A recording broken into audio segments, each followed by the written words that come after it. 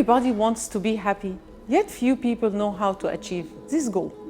In this series, we are going to talk about happiness, causes, and what makes it goes away. In order to benefit from this series, willingly open your mind and soul to the idea of happiness and do whatever it takes to achieve it. Consider this series as a start to the gate of your happiness. Let's start by asking yourself a question. What is your definition of happiness? What is your ingredient for happiness? I'm not here to give a specific definition for happiness, rather than create your own private intellectual space for you to consider the subject of your personal happiness and to convince you that happiness is within you and within your reach. This is an interactive series where I'm going to ask questions. You don't have to answer them loud, just between you and yourself.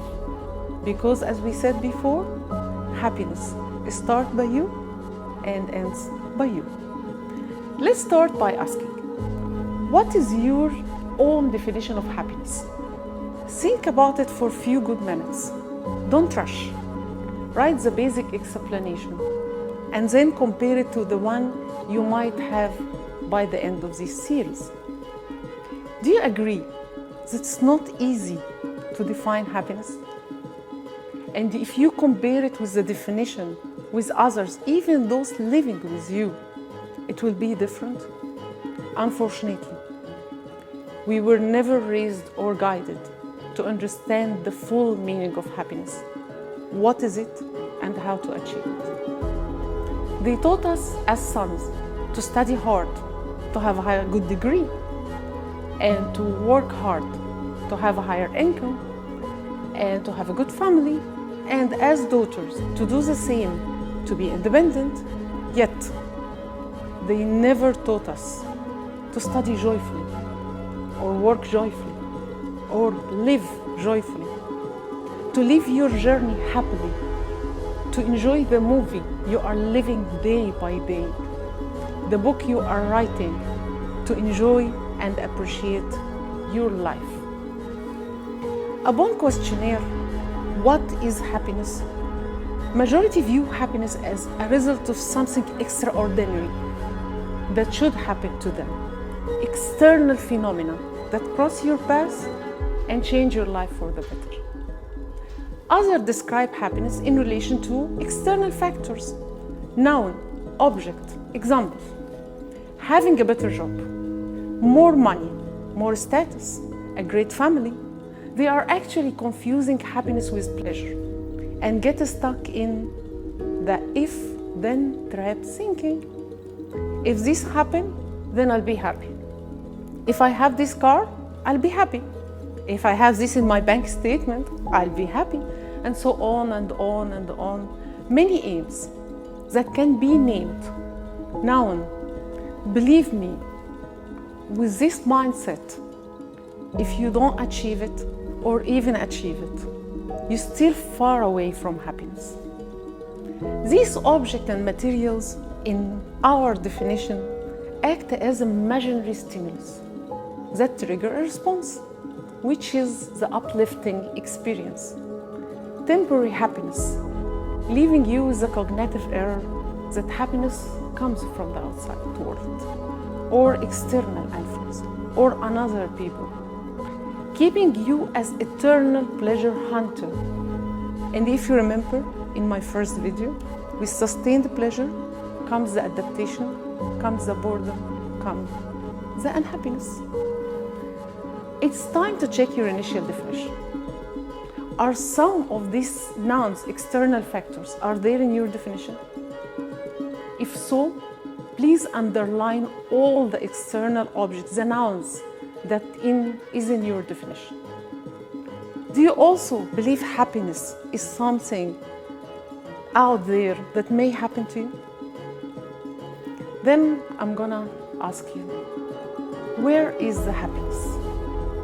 Unfortunately, the majority see happiness in another horizon, either in yesterday or in tomorrow, in the past or the upcoming future, ignoring the blessing of today. No one focuses in here and now, on the present, on me living my day today.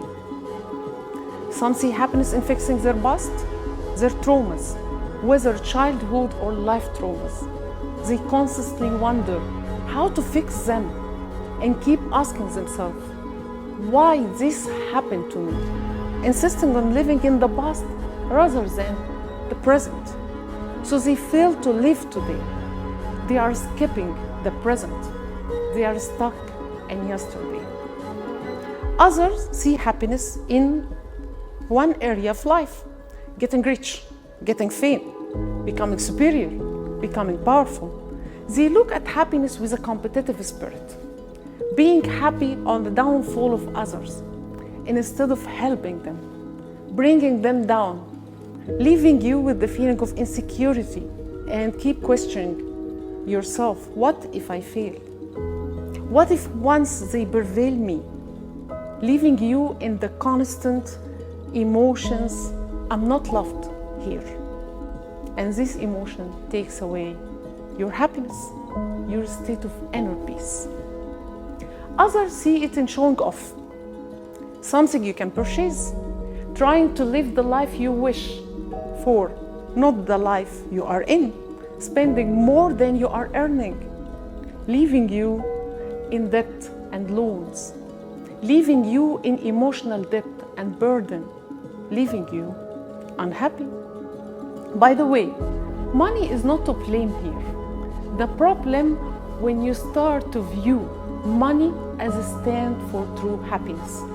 It is a tool, not an aim.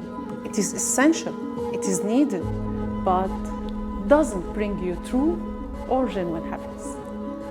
Other people see happiness in an overcoming an area of weakness, like bad job, poor family, poor country, or physical look. It is an inferiority complex that people start to see in you when your eyes, mind, and life start to focus on it. At that time, whatever success you reach and whatever you have, you'll never feel consistent or happy. You'll always be loaded by the burden of, I'm not good enough, or I don't have enough. These people see happiness in idolizing others' personal happiness, seeing themselves in others' shoes. If I got his job, her family, his career, her beauty, their kids, their money, their luck, I would be happy. Ending into an endless loop of what if then trap thinking, we said before. But this time, stimulus with no response, leaving you unhappy. Then you end either by daydreaming life or replace it by superiority complex. I'm better than others, leaving you with a competitive spirit, judgmental mind, focusing on others' flaws, giving them hard times. And either ways, you always see yourself in the eyes of others. We are far away from you, your life, your happiness. Others see happiness because of other people. They can make them happy. If I have the right partner, right family, right friend, right manager, the key of your happiness is always in someone else's pocket. When someone can make me happy, worry, sad, angry, joyful, this is a complete slavery. These people give others the full accountability for their happiness, either through dependency or blaming others for their unhappiness. They are writing their story, the story of their life, with many essential characters in it, which is their escape door to happiness. They become people pleaser to guarantee their approval and acceptance all the time. So instead of focusing on you and your happiness, you focus on them and others. You become a burden to them and yourself, leaving you unhappy. And now ask yourself honestly, do you decide to live yesterday and today? Do you time travel to find happiness? Are you aware that there is no door to your past? Do you spend a lot of time where you cannot be? Are you aware that is tomorrow another day to live? Do you wait for happiness to arrive? Do you believe happiness in another horizon and will descend on you? Do you believe that happiness is something to wait? Do you wait to win the lottery and fix your financial problems? Do you believe that the gate to happiness is related to others? This in brief the external factors that most of people relate their happiness to in relation to something, someone, or sometime. To know more about happiness and where to find it, keep watching. Stay tuned. Bye.